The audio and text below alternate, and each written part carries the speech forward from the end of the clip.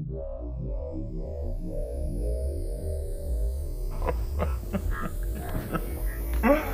to make a pizza?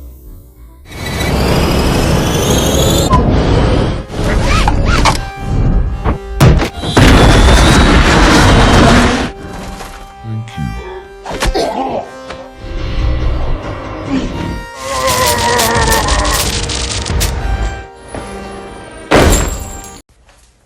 සියලුම දෙනාම සාදරයෙන් පිළිගන්නවා අදත් සිනමා ස්කූප් YouTube නාලිකාවට. ඉතින් AI නැත්තම් ආටිෆිෂල් ඉන්ටෙලිජන්ස්. එහෙමත් නැත්තම් කෘත්‍රිම බුද්ධිය කියන්නේ 20 වන සියවසේ පළමු භාගයෙන් ආරම්භ වෙලා ශීඝ්‍රයෙන් දියුණු වෙමින් පවතින තාක්ෂණික විප්ලවයක්. ඉතින් 2018 රිලීස් වුණු අප්ඩේට් කියන ෆිල්ම් එක ඒක මතයි පදනම් වෙලා තියෙන්නේ. ඉතින් මේක ඕස්ට්‍රේලියන් ෆිල්ම් එකක් වෙනවා. ඒ වගේම IMDb අගය 7.5ක් වෙනවා. ඉතින් මේකේ කතාව ගැන කෙටියෙන් කියනවා නම් ග්‍රේ සහ ඇෂ් කියන්නේ විවාහක යුවලක්.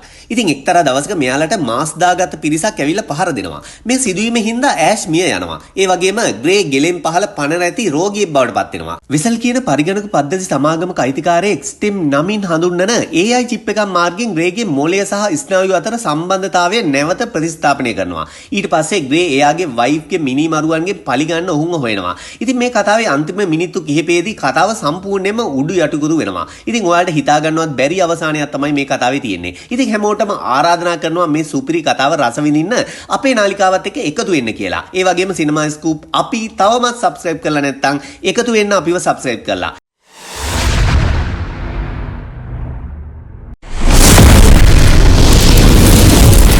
Cinema Scoop LK. මුල්ම සීන් එක විදිහට අපිට පෙන්නනවා එක්කෙනෙක් පරණ කාර් එකක් රිපෙයාර් කර ඉන්නවා. එයා තමයි ග්‍රේ. ඊට පස්සේ එයා බියර් බෝතලයකුත් අරගෙන එළියට එනවා. මෙන්න මෙතෙන් මේ වෙලාවේ එනවා AI කාර් එකක්. ඒ කාර් එකේ ඉන්නේ එයාගේ වයිෆ් ආෂා. ඊට පස්සේ ආෂා ගේ ඇතුළට යනවා. කාර් එක වගේම නිවසේ පද්ධතීන් පාලනය කරන පරිගණක පද්ධතිය නම තමයි කාරා. ඉතින් ආෂා ගේ ඇතුළට යද්දි ලයිට්, මියුසික්, ටෙම්පරේචර් වගේ දේවල් කාරා විසින් ප්‍රශස්ත මට්ටමකට අරගෙන එනවා. ඒ වගේම කාරා කියනවා ගෙදර බිත්තර ඉවරයි කියලා. ආෂා එයාට කියනවා ඒවා ඕඩර් කරන්න කියලා. ඊට පස්සේ අපිට පෙන්නනවා ග්‍රේ සහ ආෂා කතා කරමින් ඉන්න වෙලාවක්. ඉතින් ටික වෙලාවකට පස්සේ ගේ කියනවා එයාගේ රිපෙයාර් කරපු කාර් එක ගිහින් දෙන්න ඕනේ කියලා. එයා ආෂාට කියනවා එයාගේ AI කාර් එකත් අරගෙන එයාත් එක්ක යන්න එන්න කියලා. පේන විදිහට ගේට මේ AI කාර් එක ගැන ලොකු ෆන්ක්ෂන් ගැන වැඩි දැනුමක් නැහැ වගේ. දැන් අපිට පෙන්නනවා ආෂා සහ ගේ එයාලා රිපෙයාර් කරපු කාර් එකේ යනවා. ඒ වගේම ආෂාගේ AI කාර් එකත් මේ පිටිපස්සෙම එනවත් අපිට පේනවා. ඉතින් මේ වෙලාවේ දෙන්න අදාළ තැනට ඇවිල්ලා පොළවේ යට තියෙන ගෙදරකට යනවා. ඉතින් මේ නිවසේ හිමිකරු තමයි එරන් කියන්නේ. ඉතින් එයා කෘතිම බලාකුලක් දිහා බලාගෙන ඉන්නවා. ගේ එරන්ට හඳුන්වලා දෙනවා ආශාව. එකපාරම ආශායාව හඳුර ගන්නවා. එයා තමයි වෙසල් පරිගණක පද්ධතිය නිර්මාණය කරන සමාගමේ අයිතිකාරයා. ඒ වගේම පරිගණක පද්ධතියකින් තමයි ආශාගේ AI කාර් එකත් කන්ට්‍රෝල් කරන්නේ. ඊට පස්සේ එරන් එයාලට පෙන්නනවා අනාගත තාක්ෂණයක් ගැන. ඒක එක්තරා විදිහක චිප් එකක්. එරන් කියනවා මේකේ නම තමයි STEM කියලා. ඉතින් මේකට ඕනම දෙයක් කරන්න පුළුවන්. control anything, drive anything, super speed calculation වගේ දේවල්. ඉතින් ආශා මේ දේවල් ගොඩක් කැමැත්තෙන් අහගෙන හිටියත් ගේට නම් මේ ගැන කිසිම සැලකිල්ලක් නැහැ. ඊට පස්සේ මේ දෙන්න නැවතත් ගෙදර යන්න පිටත් වෙනවා. කාර් එක drive කරන්නේ auto pilot system එකක් මගින්. ඉතින් ඔය අතර අපේ ග්‍රේ කාර් එකේ ස්ටීරියන් වීල් එක ඇල්ලුවම කාරා ඒ කියන්නේ මේකේ පරිගණකයේ කියනවා කරුණාකරලා වාහනේ ගමන් කරන්න තිබිද්දි ස්ටීරියන් වීල් එක අල්ලන්න එපා කියලා. ඉතින් ආෂාට මේකට hina යනවා. ටික වේලාවකින් එයාලට පේනවා කාර් එක යන්නේ ගෙදර පැත්තට නෙවෙයි කියලා. ආෂා කියනවා කාරා අපිව ගෙදර එක්කයි යන්න කියලා. කාරා කියනවා මට සමා වෙන්න auto pilot system එකේ error එකක් කියලා. එකපාරම කාර් එකේ ස්පීඩ් එක වැඩි වෙනවා. කාර් එක විවිධ දිශාවලට හැරෙමින් ඉතාමත් වේගෙන් ගමන් කරනවා. ඉතින් ආෂා කොච්චර try කරත් දැන් කාර් එක එයාගේ commands පිළිගන්නේ නැහැ. එකපාරම කාර් එක පාරේ තිබුණු දෙයක වැදිලා පෙරලෙලා යනවා. ඊට පස්සේ මෙතෙන්න මාස් දාගත පිරිසක් එනවා. එයාලා ආෂාව සහ ග්‍රේව එළියට ඇදලා දානවා. මේ වෙලාවේ අපිට පෙන්නනවා මෙතෙන්න පොලිසියට අයිති ඩ්‍රෝන් එකකුත් ඇවිල්ලා තියෙනවා. ඇක්සිඩන්ට් එකේ හින්දා ආෂාගේ ඩ්‍රෙස් එක ඉදිරියේ ඉරිලා තියෙන්නේ. ඉතින් මේක දිහා බලාගෙන හිටපු එක්කෙනෙක් මාස්ක් එක ගලවලා දානවා. ඉතින් තවත් කෙනෙක් කෑ ගහලා කියනවා මාස්ක් එක ආපහු දාගනින් කියලා. ඒත් මාස්ක් එක ගලවපු මිනිස්සයා ගිහිල්ලා ආෂාව අල්ලනවා. ඉතින් ග්‍රේ මේක නවත්තන්න හැදුවත් අනිත් තුන් දෙනා ග්‍රේව අල්ලගෙන තමයි ඉන්නේ. උන්ගෙන් එක්කෙනෙක් ග්‍රේගේ හිසට පහරක් ගහනවා. ඉතින් ආෂා ළඟ ඉන්න මිනිහා එකපාරම ෂොට් ගන් එකකින් ආෂාට වෙඩි තියනවා. ඉතින් ග්‍රේ කෑ ගහගෙන එතෙන්ට යන්න හැදුවත් එයාව අල්ලගෙන ඉන්න කට්ටිය එයාගේ බෙල්ල පිටිපස්සට පිස්තෝලකින් වෙඩි තියලා දානවා. ඊට පස්සේ උන් එතනින් යන්නම යනවා. ඉතින් ග්‍රේ අමාරුවෙන් කෑ ගහලා ආශට කියනවා මගේ ඇඟ හොල්ලන්නවත් බෑ. මාත් එක්ක දිගටම කතා කරන්න මම මෙතනම ඉන්නවා කියලා. ඒත් ඉතින් ටික වෙලාවකින් ආශා මිය යනවා. ඊට පස්සේ මෙතෙන් පොලිසිය එනවා. දැන් ඔන්න අපිට සීන් එක එතනින් චේන්ජ් වෙනවා බලා ගන්න පුළුවන්. අපිට පෙන්නනවා ග්‍රේ එයාලා ගෙදෙට්ට වෙලා වීල් චෙයාර් එකක ඉන්නවා. ඒ වගේම වෙඩි පහරින්ද එයාගේ ගෙලෙන් පහළ ස්නායු පද්ධතිය සම්බන්ධතාවය නැතිම වෙලා ගිහිලා. ඉතින් ගේට පල්ලෙහා තියෙන කිසිම දෙයක් හොලවන්නවත් බෑ. එයාට පුළුවන් එකම දේ හිස හොලවන එක විතරයි. මෙතන ඉන්න කෙනෙක් කියනවා මෙතන තියෙන රොබෝස්ටික් ආම්ස් වලට පුළුවන් ඔයාට කෑම හදලා දෙන්න කියලා. ඔයාට තියෙන්නේ ඒක කියන්න විතරයි. ග්‍රේගේ අම්මත් මෙතන ඉන්නවා. උපදෙස් දෙන කෙනා කියනවා ග්‍රේගේ අම්මටත් වොයිස් කමාන්ඩ් සිස්ටම් එකට කන්ට්‍රෝල් කරන්න පුළුවන් කියලා. ඉතින් ඒ හින්දාම අම්මා එක්තරා කෑමක නමක් කියනවා. මේ වෙලාවේ රොබෝස්ටික් ආම්ස් ඒක හදන්න පටන් ගන්නවා. ඉතින් දෙන්නම hina වෙලා ඉන්නවා. ඒත් ග්‍රේ ඉන්නේ ගොඩක්ම කලකිරීමෙන්. දැන් අපිට පෙන්නනවා ග්‍රේගේ අම්මා එයාගේ ඇඟ පිහ දානවා, රැවුල කපනවා වගේ දේවල්. ඒ ටික වේලාවකින් ග්‍රේ අඬන්න පටන් ගන්නවා. ඊට පස්සේ පසුදා උදේ අපිට බලා ගන්න පුළුවන් ග්‍රේ පොලිස් ස්ථානයේ ඉන්නවා. ඉතින් ග්‍රේ මේ වෙලාවේ අහනවා එයාගේ බිරිඳ මරපු අය අල්ලගත්තද කියලා. ඉතින් පොලිස් පරීක්ෂකතුමිය කියනවා තාම අපිට එයාලා කවුද කියලා හොයාගන්න බැරි වුණා කියලා. ඉතින් ග්‍රේ මේ වෙලාවේ කියනවා ඔයාලා ළඟ හැම වෙලාවෙම හැම තැනකම පාවෙන ඩ්‍රෝන් යානා තියෙනවා. ඉතින් ඒ වගේ ඉන්න මිනිස්සු අඳුර ගන්න පුළුවන්කම තියෙනවා. ඇයි එහෙම තියෙද්දි ඔයාලට එයාලව අඳුර ගන්න බැරි කියලා. ඉතින් පොලිස් පරීක්ෂකතුමිය කියනවා සමහර අපදාදකාරයෝ එක එක සිස්ටම් පාවිච්චි කරනවා කියලා. එයාලා අපේ ඩ්‍රෝන්ස් වල තියෙන මුහුණු හඳුනා ගැනීමේ පද්ධතියට බාධා කරනවා. නමුත් අපි ඔයාගේ වයිෆ් මරපු මිනිමරුවන් හොයන්න උපරිමයෙන් try කරනවා. ඒකට අපින් ඔයාගේ උදව් ඕනි කියලාත් එයා කියනවා. ඉතින් මේ වෙලාවේ ග්‍රේ කියනවා මට නැගිට ගන්නවත් බැරි එකේ මං කොහොමද ඔයාලට උදව් කරන්න කියලා. ඉතින් ඊට පස්සේ අපිව වෙනම සීන් එකකට අරයි යනවා. දැන් නැවතත් අපිට ග්‍රේ එයාගේ නිවසේ ඉන්නවා පෙන්නනවා. ඉතින් මේ වෙලාවේ එයා මැෂින් එකකට කමාන්ඩ් කරනවා එයාගේ රාත්‍රී බෙහෙත් ලබා දෙන්න කියලා. ඉතින් මැෂින් එක බෙහෙත් මාත්‍රාවක් අරගෙන එයාගේ ඇඟට ඉන්ජෙක්ට් කරනවා. ඉතින් ග්‍රේ නැවතත් මේ මැෂින් එකට කමාන්ඩ් එකක් දෙනවා. මේ විදිහට මැෂින් එක දිගටම ග්‍රේට බෙහෙත් මාත්‍රා කීපයක්ම ලබා දෙනවා. ඉතින් මේ වෙලාවේ ග්‍රේ නැවතත් මැෂින් එකට කමාන්ඩ් කළාට කාරා කියනවා මැෂින් එක තව එක මාත්‍රාවකින් ඔයාගේ මරණය සිද්ධ වෙන්න පුළුවන්. මම ඇම්බියුලන්ස් එකකට කෝල් කරන්නම්. ඒ වගේම ඔයාට අපහසුතාවයක් දැනෙනවා නම් කියන්න කියලා. එතකොට ග්‍රේගේ හිස පහළට කඩා වැටෙනවා අපිට බලා ගන්නත් පුළුවන්. ඊට පස්සේ අපිට වෙනම දෙයක් තමයි පෙන්වන්නේ. දැන් අපිට පෙන්නනවා ග්‍රේ ඉන්නේ රෝහලේ. මෙතෙන්ට කෙනෙක් එනවා. ඉතින් එයා තමයි එරන් කියනවා මම දන්නවා ඔයා ඉන්නේ ගොඩක් කලකිරිලා කියලා. මම හිතනවා ඔයාට මට උදව් කරන්න පුළුවන් වෙයි කියලා. ඒ වගේම මම හිතනවා ඔයාව නැවත ඇවිද්දවන්න පුළුවන්කම තියෙනවා කියලා. ඔයාට මතකද මම එදා ඔයාට පෙන්නපු චිප් එකට ඒ දේ කරන්න පුළුවන්. ඔයාගේ මොළය සහ ගෙලෙන් පහළ ස්නායු අතර තියෙන සම්බන්ධතාවය ඒ චිප් එක මගින් නැවත හදන්න පුළුවන් කියලා. ඒත් ගේ මේ වෙලාවේ කියනවා මට ඕන ජීවත් වෙන්න නෙවෙයි මට ඕන මැරෙන්න කියලා.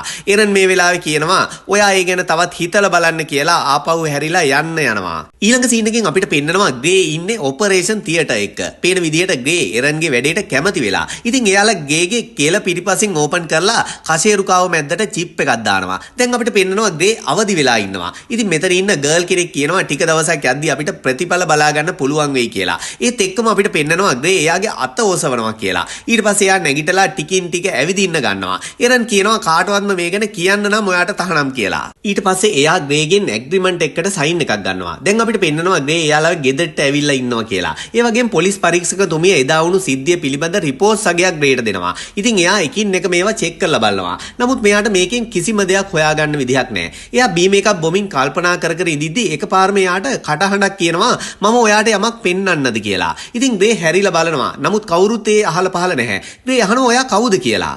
ඉතින් මේ නාදුනන කටහඬ කියනවා මම තමයි ස්ටිම් කියලා. ඔයා වෙනුවෙන් ඔයාගේ ශරීරය හතුරුවන පද්ධතිය කියලා. ඉතින් ග්‍රේ එකපාරම තනියම කියවන්න පටන් ගන්නවා.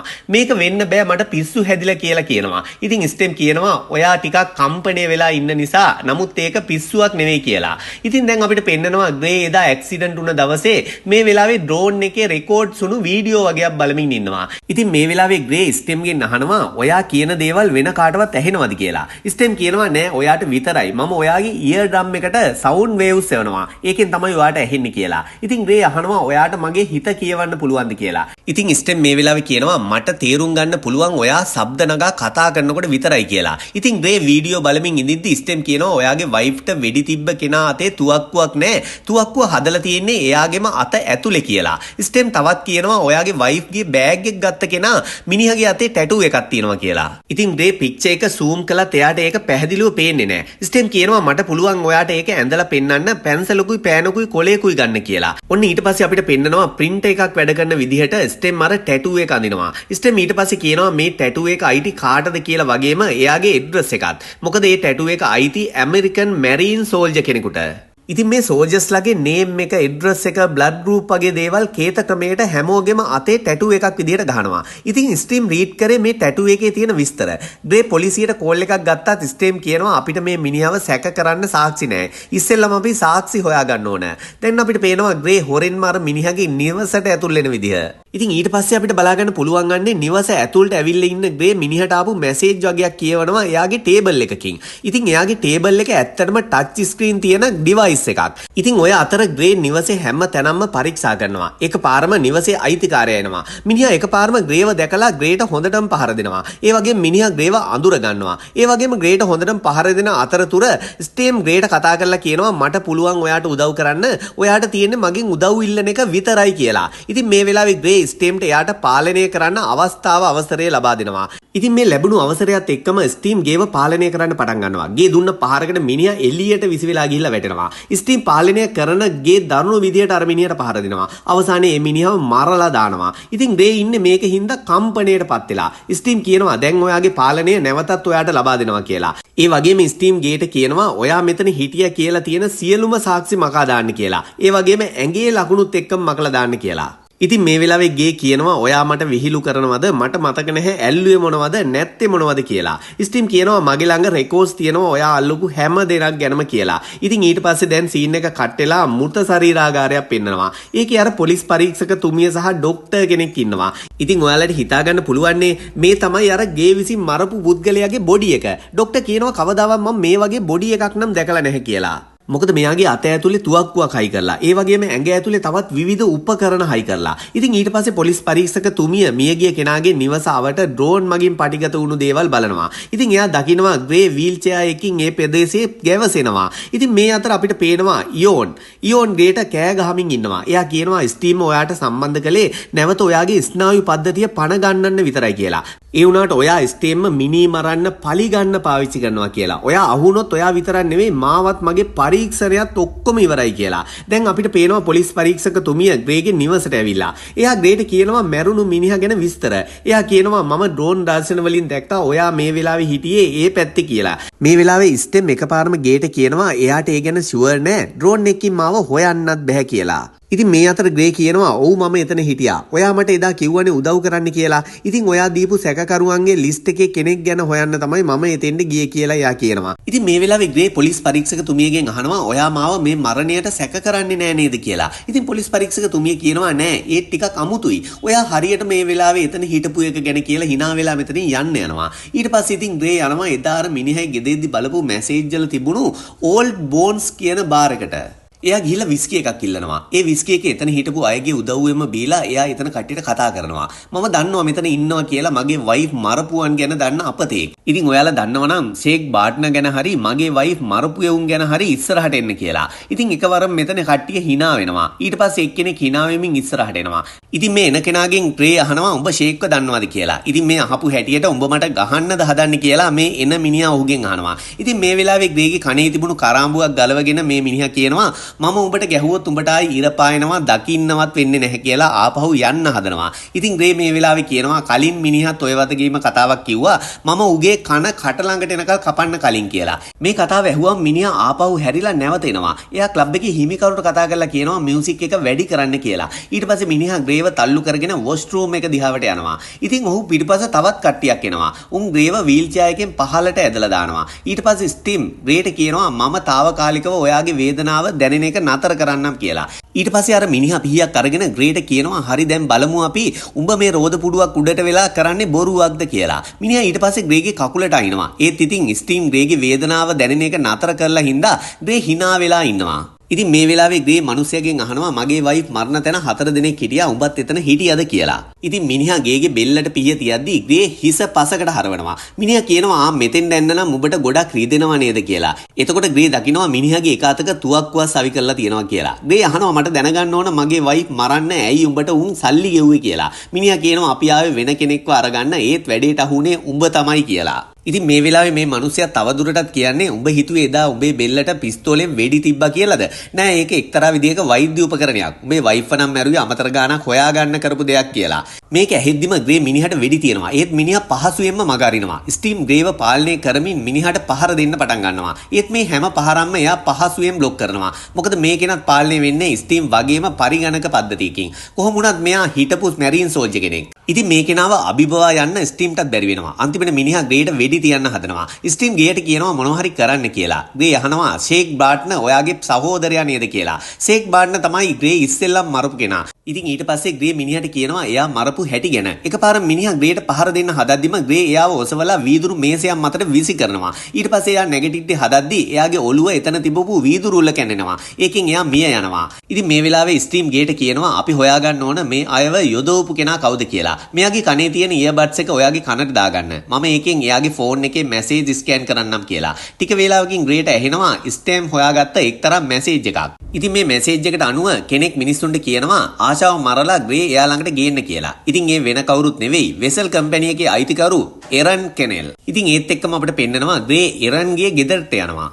ඔහු එතන ආරක්ෂකයන් දෙන්නට වෙඩි තියලා ඇවිල්ලා එරන්ට කතා කරනවා. ග්‍රේ අහනවා උඹ මගේ වයිෆ් මරලා උඹේ මේ මගුලේ පරීක්ෂණය කරන්නද මගේ බෙල්ලෙන් පහල පණ නැති කලේ කියලා. එරන් කියනවා මම දිවුරනවා මම ඒකට සම්බන්ධයක් නැහැ කියලා.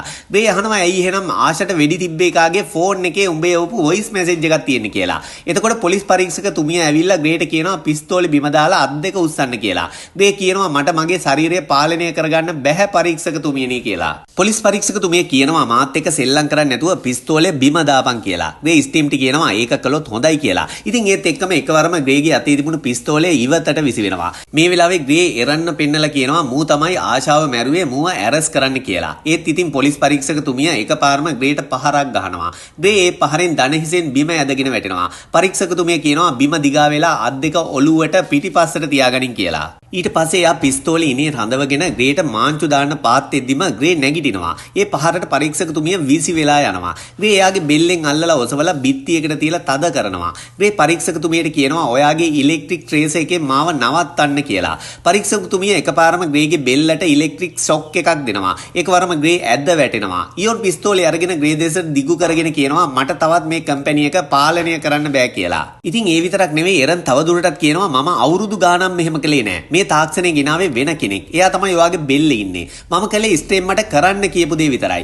ස්ටේම්ට ඕන වුණා මිනිස් සිරුරක්. ඉතින් ඒකට ඔයාව තෝරගත්තා. හිතලා බලන්න ඔයා මෙතෙන් ගෙනාවේ කවුද කියලා. එයා තමයි ස්ටීම්. මොකද ඔයාට ඕන වුණා මාව මරන්න. මොකද මට ස්ටීම් වගේ තව කෙනෙක් හදන්න පුළුවන් වෙන හින්දා. ස්ටීම් ඔයාව රවට්ටලා එක්කන් ගිහිල්ලා එයාට ඔයාගේ අවසරයක් නැතුව තනියම පාලනය කරන්න බැරි විදිහට මගේ දාලා තිබුණු සියලුම පද්ධති ඩිඇක්ටිවේට් කරලා. එතකොටම අපිට ඇහෙන්න පටන් ගන්නවා ස්ටීම් පද්ධතිය නැවතත් පණ ගැන්නෙමින් තියෙනවා. ස්ටීම් කියනවා ඔව් මම උඹව තෝරගත්තා. හරිනම් මේක ගෞරවයක් විදිහට තමයි උඹ වැළඳ ගන්න ඕන කියලා. මට මිනිස් සිරුරක් ඕන වුණා. හරියටම ඔහේ වගේමයි. ඉතින් ග්‍රේ අහනවා එහෙනම් උඹයි මම හොයපු කෙනා. උඹ තමයි මේ හැම දෙයක්ම කළේ කියලා. එතකොට ස්ටීම්ගේ වොයිස් එක එරන්ගේ පද්ධතියමුත් ඇහෙන්න පටන් ගන්නවා. ස්ටීම් එරන්ට කියනවා තුවක්කුව බිම දාන්න කියලා. ඉතින් ඒත් එක්කම ග්‍රේ එරන්ට කියනවා එයා කියන දේවල් අහන්න එපා ඉක්මනට මාව මරලා දාන්න කියලා. ඒත් එරන් හැරෙද්දිම ග්‍රේ ඔහුගේ පිටිපස්සේ. ග්‍රේ එයාගේ අතේ තවමත් රැඳිලා තියෙන පිහියෙන් එරන්ගේ ඔළුවට අනිනවා. එරන් මේ පහරින් බිමට ඇඳගෙන වැටෙනවා. ඉතින් ඊට පස්සේ ස්ටීම් විසින් පාලනය කරන ග්‍රේ විසින් පරීක්ෂකතුමියට වෙඩි තියන්න හදද්දිම ග්‍රේ ස්ටීම්ට විරුද්ධ වෙනවා. එකපාරම ග්‍රේ පිස්තෝලේ එයාගේ බෙල්ලටම වෙඩි තියා ගන්නවා. දැන් අපිට පෙන්නනවා ග්‍රේ ඇඳක වැතිරිලා ඉන්නවා කියලා. එයාගේ ඇඟ එයාට පාලනය කරන්න පුළුවන් කියලා එයා දකිනවා. එයා ස්ටීම්ට කතා කරනවා. ඒත් ඉතින් හඩක් නම් නැහැ. එකපාරම ආශා මෙතෙන් එනවා. එයා ග්‍රේව අතින් අල්ල ගන්නවා. ආශා කියනවා අපි අනතුරකටපත් වුණා. ඔයා දවස් කිහිපයක්ම සිහිය නැතුවයි හිටියේ කියලා. ඉතින් ග්‍රේට මේ දේවල් විශ්වාස කරන්න බැරුව ආශා දිහා බලාගෙන ඉන්නවා. දැන් නැවතත් පරීක්ෂකතුමිය පෙන්නනවා. එයා කියනවා ග්‍රේ මේ ඔයා නෙවෙයි කියලා. ස්ටීම් කියනවා ගේ තවදුරටත් මෙතන නැහැ කියලා. ඒ වගේම ස්ටීම් තවදුරටත් කියනවා එයා එයාගේ මනසේ හොඳ තැනක ඉන්නවා කියලා. එයා ඉන්න කැමැතිම තැනක. දැන් මම තමයි මේ ශරීරය පාලනය කරන්නේ. බොරු ලෝකයේ සැබෑ ලෝකයට වඩා වේදනාව අඩුවෙන් දැනෙන තැනක. මට ඕන උනේ එයාගේ හිත බිඳින්න විතරයි. එයා එකම දුර්වලකම උනේ එයාගේ වයිෆ්ට ආදරය කරන එක. දැන් එයා හීන ලෝකයක එයාගේ වයිෆ් එක්ක ඉන්නවා. එහෙනම් ඉතින් ගුඩ් බයි කියලා එයා පරීක්ෂකතුමියටත් වෙඩි තියලා එතනින් යන්න යනවා. ඉතින් අපිට පෙන්නනවා ග්‍රේ හීන ලෝකේ එයාගේ වයිෆ් එක ලස්සනට ජීවත් වෙන විදිය. අන්න මේ විදිහට තමයි මේ කතාව අවසානය දකින්නේ. ඉතින් අද කතාව ගැන ඔයාලට මොකද කියන්න තියෙන්නේ? ඔයාලට දැනන දේවල් අපිට කමෙන්ට් එකක් විදියට දාන්නත් අමතක කරන්න එපා. ඒ වගේම සිනමා ස්කූප් LK YouTube නාලිකාව තවමත් subscribe කරලා නැත්නම් අපිත් එක්ක subscribe කරලා එකතු වෙන්න කියලා පුංචි ඉල්ලීමක් කරන ගමන් තවත් මෙවැනිම වීඩියෝ එකක් ඔයාලා ළඟට අරන් එන බලාපොරොත්තු වෙන අද දවසට ඔයාට සුබ දවසක් කියලා ප්‍රාර්ථනා කරමින් සමුගන්නම්.